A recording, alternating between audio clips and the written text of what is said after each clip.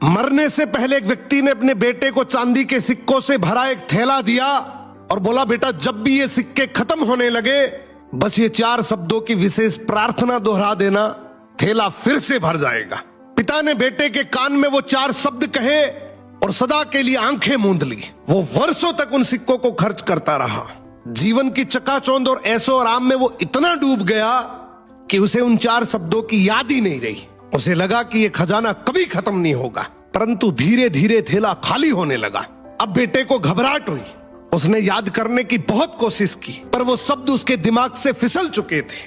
वो पागलों की तरह लोगों से पूछने लगा। पहले पड़ोसी से पूछता है कि ऐसी कोई प्रार्थना तुम जानते हो क्या जिसमें 4 शब्द हो? पड़ोसी बोला, हाँ मैं 4 शब्दों की प्रार्थना जानता हूं, ईश्वर मेरी मदद करो।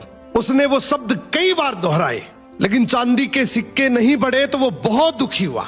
फिर एक धर्मगुरु से मिला। उसने बताया कि ईश्वर तुम महान हो, मगर इसके दोहराने से भी थैला नहीं भरा। फिर वो एक नेता से मिला। उसने मजाक में कहा, जरूर ये होगा, ईश्वर को वोट दो, परंतु कुछ नहीं बदला। वो निराश होकर अपने घर की दहलीज पर बैठ गया। तभी एक भूखा भिखारी उसके द्वार पर आया। लड़के के पास खुद के लिए भी बहुत कम बचा था, फिर भी उसने अपना बचा हुआ भोजन उस भिखारी को दे दिया। भोजन करने के बाद भिखारी की आंखों में चमक आई। उसने तृप्त होकर बर्तन लौटाया और हाथ जोड़कर कहा, हे ईश्वर तुम्हारा धन्यवाद। लड़का चौंक उठा। उसने सोचा यही वो चिर परिचित शब्द थे। उसने दोहराना शुरू किया, हे ईश्वर तुम्हारा धन्यवाद। देखते ही देखते उसका थैला फिर से चांदी के सिक्कों से लबालब भर गया।